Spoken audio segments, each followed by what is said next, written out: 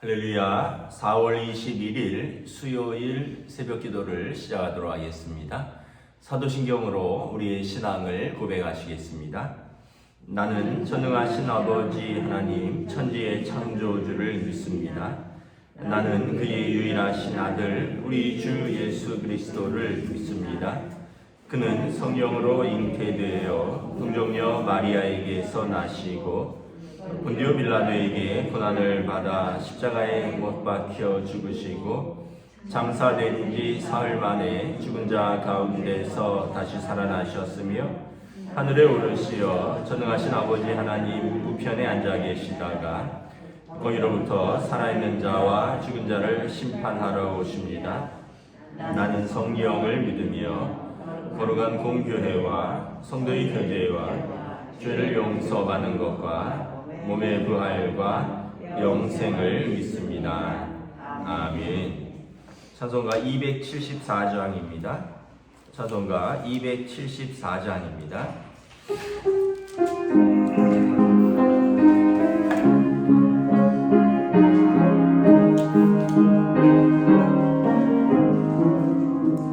나 행한 것 죄뿐이니 주 예수께 기옵기는 나의 몸과 나의 마음을 깨끗하게 하옵소서.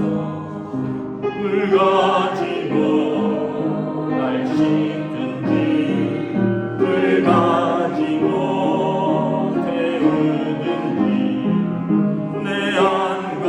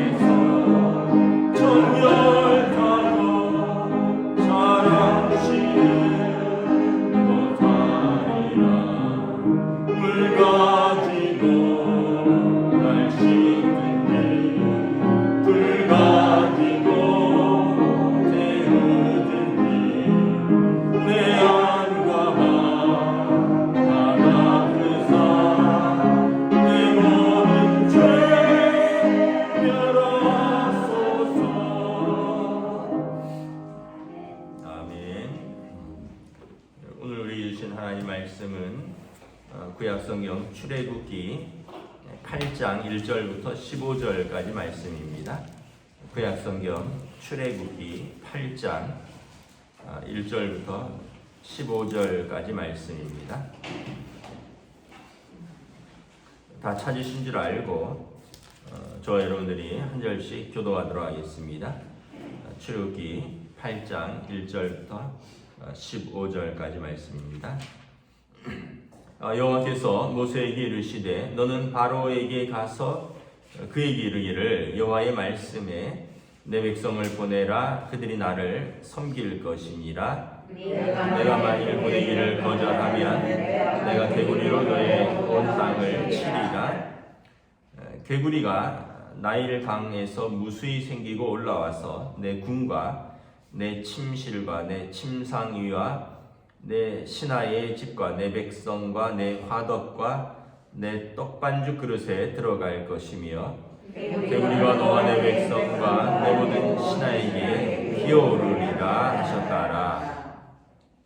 여호와께서 모세에게 이르시되 아론에게 명령하기를 내 지팡이를 잡고 내 팔을 강들과 운하들과 못 위에 펴서 개구리들이 온 땅 위에 올라오게 하라 할지니라. 아론이 그 물들 위에 그의 손을 내밀매 개구리가 올라와서 애굽 땅에 덮이니 요술사들도 자기 요술대로 그와 같이 행하여 개구리가 애굽 땅에 올라오게 하였더라. 바로가 모세와 아론을 불러 이르되 여호와께서 내가 이 백성을 보내리니 그들이 여호와께 제사를 드릴 것이니라. 모세가 바로에게 이르되 내가 내 왕과 왕의 신하와 왕의 백성을 위하여 이 개구리를 왕과 왕궁에서 끊어 나일 강에만 있도록 언제 간구하는 것이 좋을는지 내게 분부하소서. 그가 이르되 내일이니라. 모세가 이르되 왕의 말씀대로 하여 왕에게 우리 하나님 여호와와 같은 이가 없는 줄을 알게 하리니 개구리가 왕과 왕궁과 왕의 신하와 왕의 백성을 떠나서 나일강에만 있으리이다 하고 모세와 아론이 바로를 떠나 나가서 바로에게 내리신 개구리에 대하여 모세가 여호와께 간구하매 여호와께서 모세의 말대로 하시니 개구리가 집과 마당과 밭에서부터 나와서 죽은지라. 사람들이 모아 무더기로 쌓으니 땅에서 씨가 나더라. 그러나 바로 함께 읽습니다. 그러나 바로가 숨을 쉴 수 있게 됨을 보았을 때에 그의 마음을 완강하게 하여 그들의 말을 듣지 아니하였으니 여호와께서 말씀하신 것과 같더라. 아멘. 할렐루야. 오늘 또 새날을 주셨습니다. 하나님께서 은혜와 평강으로 함께 하시는 복된 날 되시기를 축복합니다. 오늘 수요일입니다. 그래서 수요 예배가 영상으로 10시에서 11시 사이에 올라올 것입니다. 그래서 여러분 수요 예배 때 우리가 말씀도 듣고 또 우리가 함께 기도하는 시간이 있습니다.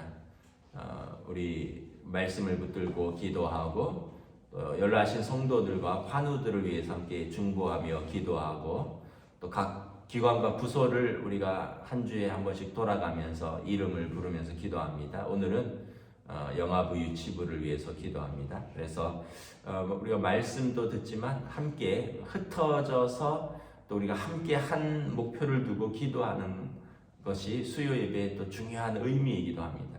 우리가 남을 위해서 또 교회의 어떤 부서들을 위해서는 이렇게 같이 기도하면 우리가 함께 쉽게 기도할 수 있는데 혼자서 기도하면 우리가 부서들을 위해서 또 한 분 한 분들을 다 기억하고 기도하기가 쉽지 않죠.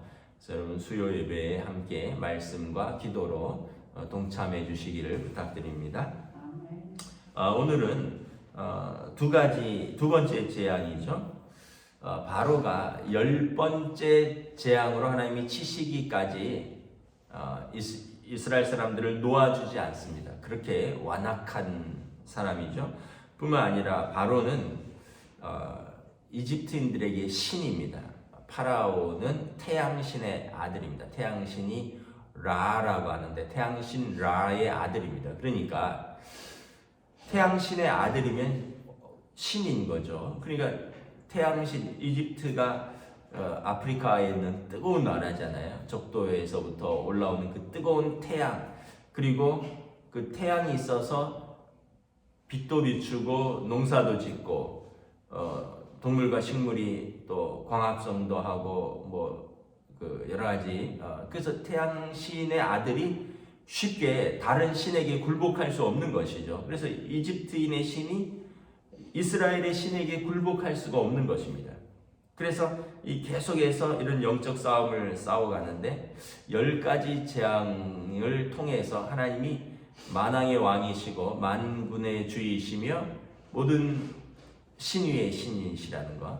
그래서 다른 신들은 헛된 신이시고 하나님께서 창조의 하나님, 또 심판의 하나님, 구원의 하나님이시라는 것을 오히려 바로의 완악함을 통해서 온 땅에 증거되는 것입니다.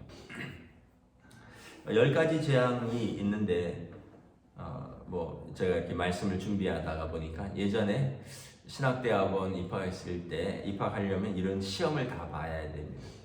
그 출애굽기 나오는 그 이집트의 하나님께서 치신 10가지 재앙을 순서대로 쓰시오. 뭐 피, 개구리, 이, 파리, 악질, 독종, 우박, 메뚜기, 흑암, 뭐 장자의 죽음, 뭐 이렇게 뭐 피게이, 파악, 도금의 흑장, 제가 앞자리만 따서 외웠던 기억이 있습니다. 그리고 애굽의 요술사들이 따라했던 재앙은 무엇입니까? 피와 개구리, 개구리까지는 따라했습니다. 아마 어디 숨기기도 했을 것인데 이제 그 다음부터는 이제 자기들이 통제할 수 없는 겁니다. 통제할 수 없다는 얘기는 따라할 수 없는 거죠. 피와 개구리는 뭐 조그맣기도 하고 숨겨서 올 수도 있지만 이 같은 걸 어떻게 숨기겠습니까? 그 다음부터는 이인데 이는 어떻게 사람이 통제할 수 없잖아요. 파리는 날아다니고 뭐 이런 식으로 해서 이제 그 시험 공부했던 게 아주 오래전이지만 생각이 나죠. 그러고 보면 여러분 옛날이라도 공부했던 것은 다 기억에 납니다. 말씀을 우리가 이렇게 연구하고 말씀을 잘 읽고 이러면 필요할 때 생각이 나는 거죠. 오늘 본문에 보면 하나님께서 모세에게 말합니다. 개구리로 애굽 온 땅을 치겠다. 2절에 보시면 내가 내 백성 보내기를 거절하니까 내가 개구리로 너의 온 땅을 치리라. 3절에 보면 개구리가 나일 강가에서 무수히 생기고 올라와서 내 궁과 내 침실과 내 침상 위와 내 신하의 집과 내 백성과 내 화덕과 내 떡반죽 그릇에 들어갈 것이며 개구리가 너와 내 백성과 내 모든 신하에게 기어오르리라 하셨다. 이 개구리가 이제 나일강에서 무수하게 올라올 것이라는 거죠. 나일강이 어제도 말씀드렸지만 6,000km가 넘는 세계에서 가장 긴 강입니다. 이 강에서 살던 개구리들이 다 무트로 올라온다는 거죠. 여러분 개구리는 이제 땅에서도 호흡을 할 수 있습니다. 피부로 호흡을 하기 때문에. 그런데 주로 사는 곳은 어디냐면 물이죠. 어렸을 때 저는 시골에서 살았기 때문에 개구리가 부화하는 과정을 다 압니다. 개구리가 알을 낳죠. 물에 보면 개구리 알들이 이렇게 그 포도 알갱이처럼 해서 막 수백 개씩 이렇게 저수지 같은 데 있습니다. 이제 그 개구리가 알을 낳으면 이제 부화를 합니다. 그럼 올챙이가 되죠. 그럼 저희들 올챙이 많이 잡았습니다. 올챙이는 이제 그 포도알 같은 게 돼서 이제 꼬리 하나가 딱 생긴 검쭉쭉하게 생긴 건데 꼬물꼬물꼬물 하고 다니죠. 이렇게 올챙이 때까지만 해도 귀엽습니다. 우리 올챙이를 잡아갖고 뭐 이렇게 뭐 대야에 담아서 구경도 하고 그랬는데 그 다음에 이제 몇 개월 지나면 이제 한 달인가 지나면 이제 개구리가 되는데 개구리가 되면 개구리는 별로 귀엽지 않더라고요. 개구리의 특징이 뭡니까, 여러분? 살갗이 매끈매끈하고요. 약간 차갑습니다. 어렸을 때 이제 아이들 때는 개구리를 잡아보기도 하죠. 그런데 개구리가 좀 징그럽습니다. 색깔도 막 청개구리 같은 건 파랗고요. 또 어떤 건 검은티티하고요. 식용은 좀 검은티티한데, 근데 여기에 큰 거는 또 굉장히 크고 작은 건 굉장히 작습니다. 청개구리 같은 거는 엄지손가락만 하고 큰 거는 뭐 어른 주먹보다도 크고요. 이 개구리과의 두꺼비 같은 거는 막 등에 독들 같은 게 있죠. 막 울퉁불퉁하고 막 느릿느릿 막 우물가에 막 수풀에서 기어 나오면 기겁을 하죠. 이 개구리가 이제 뭐라 그럴까 특징이 뭐냐면 언제나 젖어 있습니다. 피부가. 그래서 잡으면 축축해요. 사람들이 좀 축축한 느낌을 별로 좋아하지 않잖아요. 개구리는 피부가 마르면 죽습니다. 변온동물이기 때문에 온도를 일정하게 이렇게 자기가 유지를 합니다. 그래서 겨울에는 개구리들이 땅 속에 들어가서 잠을 잡니다. 그리고 이제 3월 무렵에 이제 활발하게 이제 동면에서 막 활동을 하죠. 개구리가 이렇게 보면 TV 같은 데 보면 이게 조금 뭐랄까 좀 못생겼어요. 심술 주머니처럼 볼이 볼록합니다. 이게 울음 주머니라 그러는데 개굴 밤마다 울잖아요. 막 맹꽁이 같은 게 시골에서는 정말 밤에 잠을 못 잘 정도로 그냥 온 마을이 개굴 이 울음 주머니가 있어서 그렇습니다. 양쪽에 볼록하게.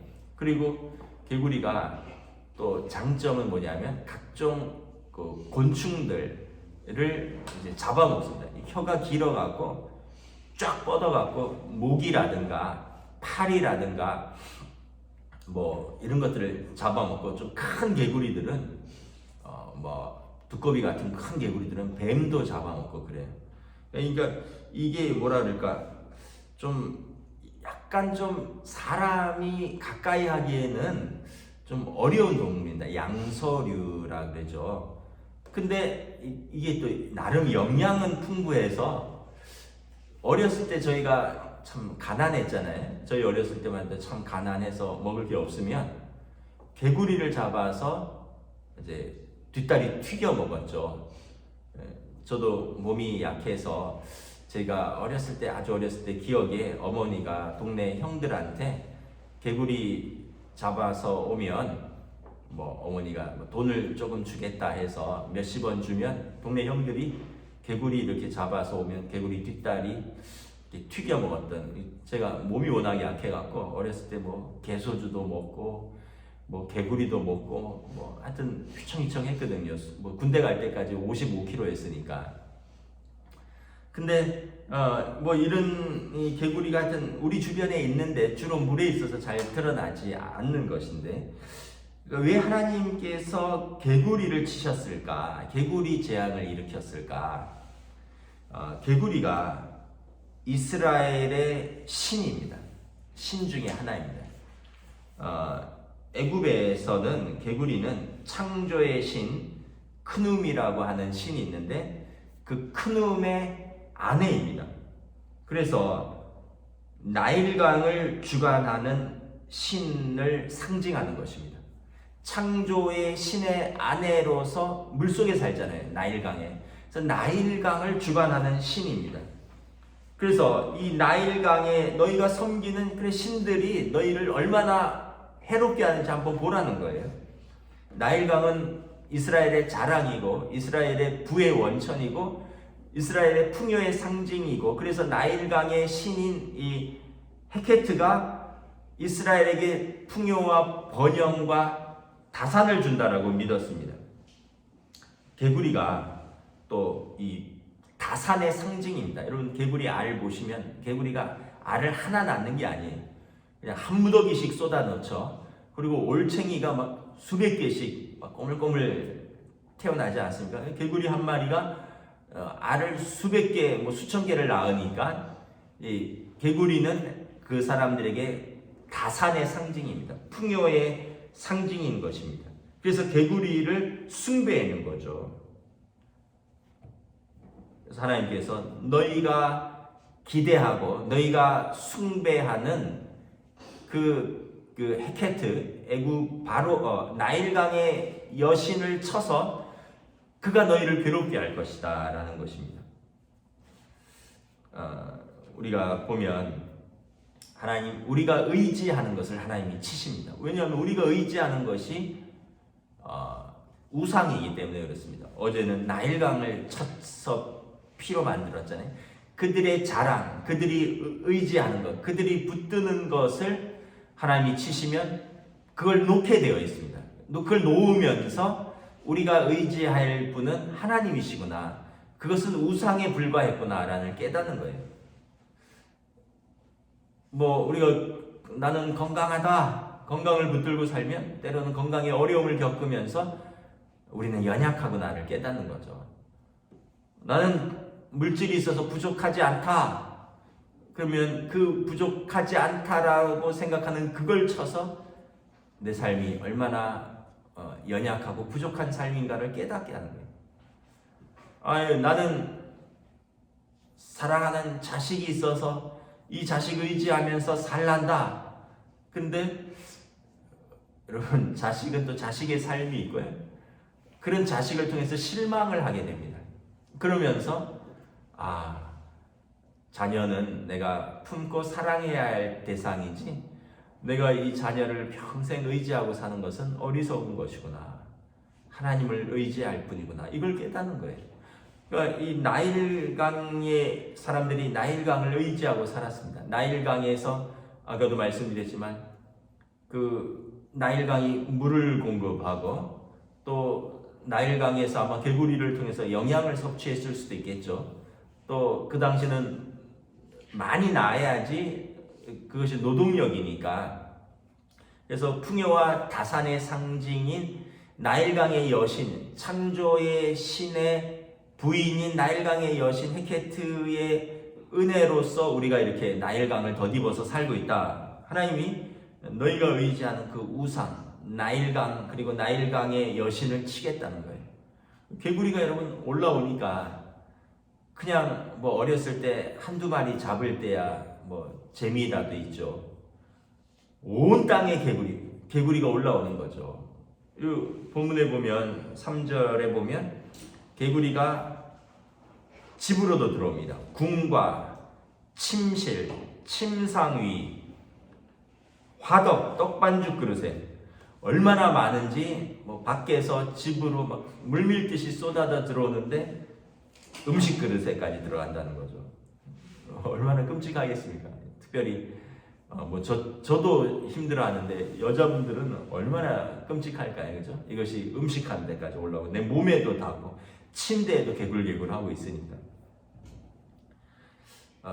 그래서 하나님께서 그들이 의지하는 신, 풍요와 다산, 그리고 나일강의 여신으로 그들을 치는 거죠. 우리가 깨닫는 것은 뭐냐 하면, 첫째는 창조 질서에 역행하는 것은 재앙이다라는 것입니다. 개구리는 물에서 살아야 되죠. 무트로 올라오면 개구리에게도 재앙이고 사람에게도 재앙입니다. 왜냐하면 개구리는 오늘 본문에 보면 애굽 땅에 있던 개구리들이 이제 죽죠. 죽으니까 개구리들이 13절에 보면 집과 마당과 밭에서부터 나와서 죽으니라. 무더기로 쌓이니까 또 썩죠. 썩으니까 악취가 나는데 개구리는 피부가 마르면 죽습니다. 그래서 물에 있다가 무트에 있다가 왔다 갔다 해야 돼요. 피부가 마르면 호흡을 못해서 죽는 거예요. 개구리는 피부로 호흡하기 때문에. 그러니까 창조 질서를 역행하는 거. 물에 사는 것은 물에 살아야 되고 무트에 사는 것은 무트에 살아야 되는 거죠. 개구리가 물에서 나오니까 사람에게도 재앙이고 개구리에게도 재앙인 거예요. 사람은 물에 사는 동물이 올라와서 우리 주변에 있으니까 힘들고요. 개구리는 물에 살아야 되는데 무트로 올라와서 있으니까 자기는 피부가 말라서 호흡할 수 없어서 죽게 되고, 그래서 창조 질서를 역행하는 모든 것들은 재앙이다라는 것입니다. 그래서 우리가 이 기후변화라든가 코로나라든가 사실 이 모든 것들은 창조 질서에 역행을 하면서 생기는 것들입니다. 사람이 가까이 해야 할 것이 있고요. 사람이 파괴하지 말아야 할 것이 있고, 언젠가 뉴스를 봤더니 브라질의 아마존에 매년 엄청난 양의 수풀이 벌목된대요. 왜냐하면 그 브라질의 아마존은 세계의 허파라고 하는 거죠. 예를 들면 우리 남산을 보존하잖아요. 남산은 이 풍치지구이기도 하고 보존지기도 하고 옛날에 남산에 외인 아파트가 있었다고 그러더라고요. 저는 뭐 모르는데 근데 그 사진을 보면 얼마나 흉한지 모릅니다. 남산에 외인 아파트 두 동이 딱 서갖고 남산의 경관을 가리는 거죠. 그래서 그거를 돈 주고 사서 정부에서 폭파시켰잖아요. 그래서 남산을 이렇게 보존을 하는 거죠. 경관 때문이기도 하지만 도심에 숲이 있어서 숲에서 그 사람들이 내뿜는 탄소를 정화하는 거죠. 이산화탄소를. 나무는 이산화탄소를 먹고 산소를 내뿜고 사람은 산소를 마시고 이산화탄소를 내뿜는 거죠. 나무와 사람은 공생의 관계인데 사람들이 개발하면서 나무를 베어버리면 탄소 정화 작용이 일어나지 않는 거죠. 그래서 어떻게 되니까 공기가 나빠지고 사람들이 호흡하는데 어려워지는 거죠. 그 나무를 베면 경제적인 이득은 잠깐 있을 수 있는데 홍수라든가 또 이렇게 미세먼지라든가 이런 것들이 이제 우리가 예상치 못한 부작용들이 일어나죠. 브라질의 아마존 같은 데를 밀렵꾼들이 대규모로 나무를 벌목하고 불을 지르고 거기에 농사를 짓고 개간을 하죠. 정부에서 하는데 워낙 땅이 넓고 또 브라질 같은 데는 또 그 뭐라 그러지 깽단들이 많으니까 정부의 손길이 다 미치지 않는 거예요. 브라질이 그러는 거죠. 아니 선진국들은 지네 땅은 다 개발하고 왜 우리 땅은 개발하지 말라 그러느냐. 그러면 돈을 달라. 왜냐하면 가난하니까 가난한 나라가 개발해서 먹고 살겠다는데 왜 전 세계가 브라질의 아마존은 세계의 심장인데 그 훼손하면 안 된다라고 말만 하고 우리는 지네들은 쉽게 얘기하면 탄소를 다 배출해 놓고 우리 숲으로 정화하라고 하고 우리는 개발하지 말라고 하냐. 그 말도 맞죠. 그래서 세계 각국에서 탄소를 많이 발생시키는 나라들은 돈을 걷어서 세계 기금에 넣고 그리고 그런 나라들에게 돈을 주는 거죠. 그런데 당장 보이는 것은 나무를 베면 뗄 수도 있고 팔 수도 있고 그 땅에 이제 농사도 지을 수 있고 마약도 심을 수 있고 하니까 이제 숲들이 없어지는 겁니다. 그러면 어떻게 돼? 나중에 지구의 온도는 점점 올라가는 거죠. 점점 뜨거워지고 이제 우리는 뭐 엄청난 비, 엄청난 눈, 엄청난 추위, 엄청난 더위, 예측 못하는 기후 변화를 맞이하는 겁니다. 이제 그런 시대를 우리가 지금 경험을 하고 있는 거죠. 사람들이 먹어야 되는 동물이 있고 가까이 해야 되는 동물이 있는데 멀리 해야 돼. 가축은 가까이 해도 되고 같이 살아가는 동물이지만 여러분 야생 동물들은 가까이 하면 안 되는 거죠. 박쥐를 왜 먹습니까? 박쥐가 동굴에서 사는 동물인데 박쥐를 잡아서 먹기도 하고 그러다 보니까 이 코로나 바이러스가 숙주가 박쥐라는 거 아니에요. 박쥐에게는 무해하지만 인간에게는 유해한 바이러스인 거죠. 뭐 이런 식으로 해서 여러분 우리가 예상치 못한 창조 질서의 역행함으로 인해서 스스로 재앙을 만들기도 하는 것입니다.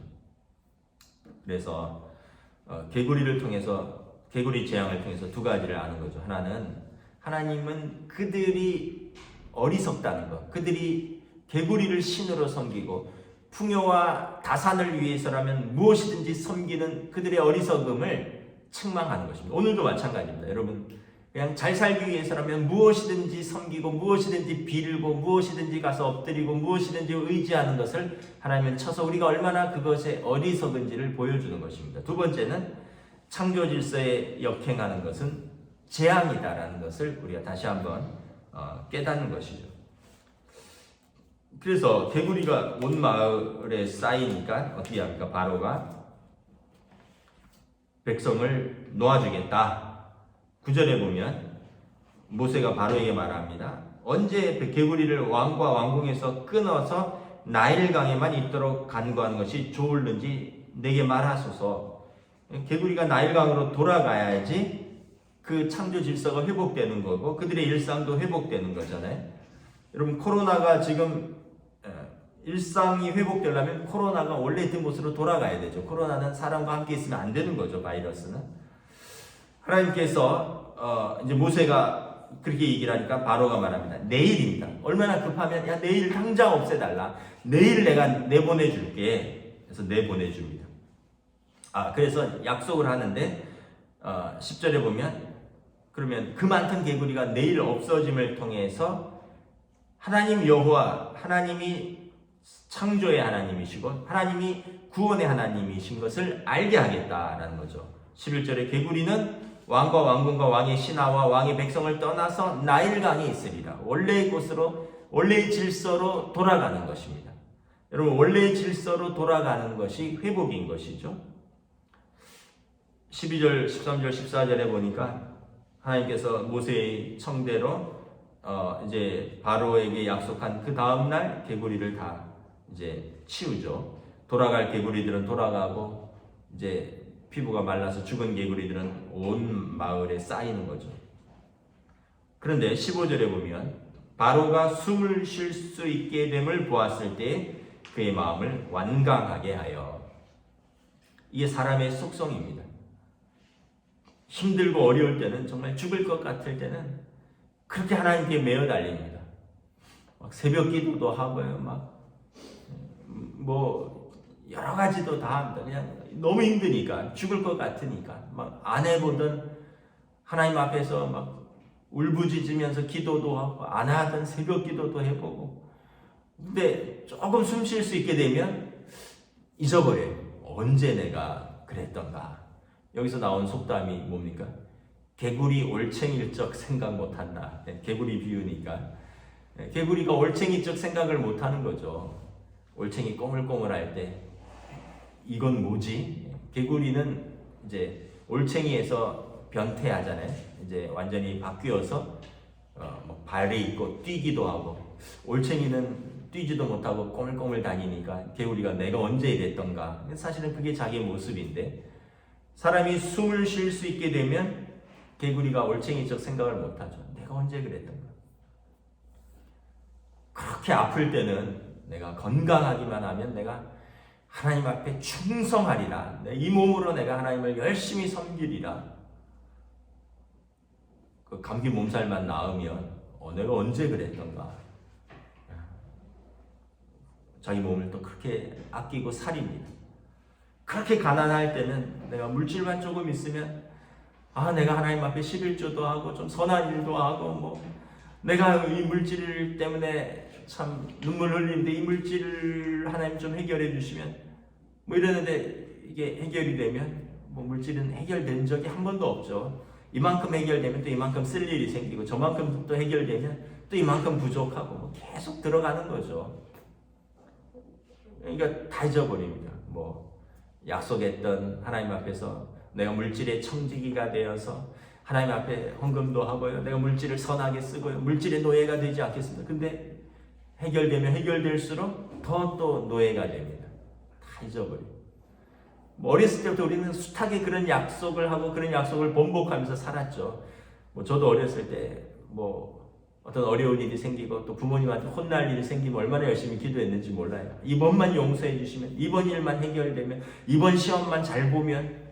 근데 다 어떻게 보면 다 돌아가는 거죠. 다 옛날로 돌아가요. 이게 우리의 연약함이기도 하고 우리의 죄된 본성이기도 하는 거죠. 결국은 하나님께서 바로를 더 센 재앙으로 치시는 것입니다. 완전히 항복할 때까지 치는 것이죠. 말씀을 마치겠습니다. 우리가 하나님 앞에서 두 가지를 기억할 수 있기를 원합니다. 우리가 의지하는 것이 우상이고 하나님 그것을 치신다. 두 번째, 창조의 질서를 역행하는 것이 우리의 재앙이다. 그리고 하나 더 하면 우리는 항상 하나님의 은혜를 기억하며 살아야 되는 사람들이다. 기도하겠습니다.